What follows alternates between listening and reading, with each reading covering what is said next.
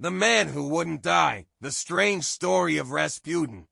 Once upon a time, in the vast expanse of the Russian Empire, there lived a man whose name would echo through the annals of history with both awe and dread, Grigory Rasputin. Born into a humble peasant family in Siberia in 1869, Rasputin's early life seemed destined for obscurity.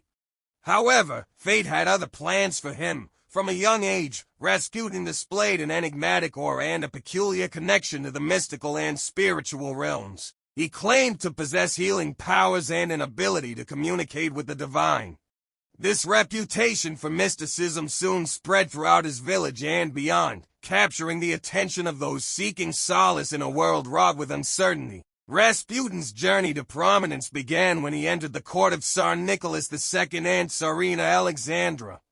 The royal couple had been desperately seeking a cure for their son, Alexei, who suffered from hemophilia, a life-threatening condition that prevented his blood from clotting properly. Despite the best efforts of the finest physicians in the land, Alexei's condition continued to deteriorate. In a desperate bid for salvation, the Tsarina turned to Rasputin, whose purported healing abilities had already garnered widespread acclaim. Miraculously, Rasputin's presence seemed to alleviate Alexei's suffering, and the Tsarina became convinced of his divine intervention. From that moment on, Rasputin's influence over the royal family grew exponentially. However, Rasputin's rise to power was not without controversy. His unorthodox methods, eccentric behavior, and rumored debauchery drew the ire of the Russian aristocracy and clergy. Whispers of scandal and manipulation swirled around him, painting him as a sinister figure with a dark agenda.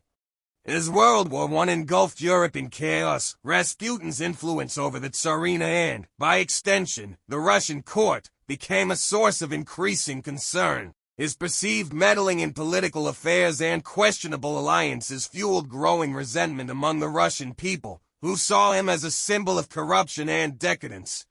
In December 1916, a group of nobles, fearing for the stability of the empire, conspired to rid Russia of Rasputin once and for all.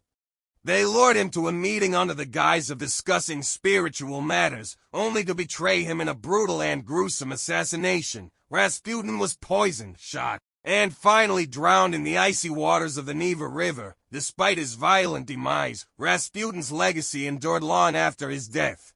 He remained a polarizing figure, revered by some as a holy man and condemned by others as a charlatan and manipulator. His influence on the Russian monarchy and the events that led to the downfall of the Romanov dynasty would echo throughout history, forever shrouded in mystery and intrigue.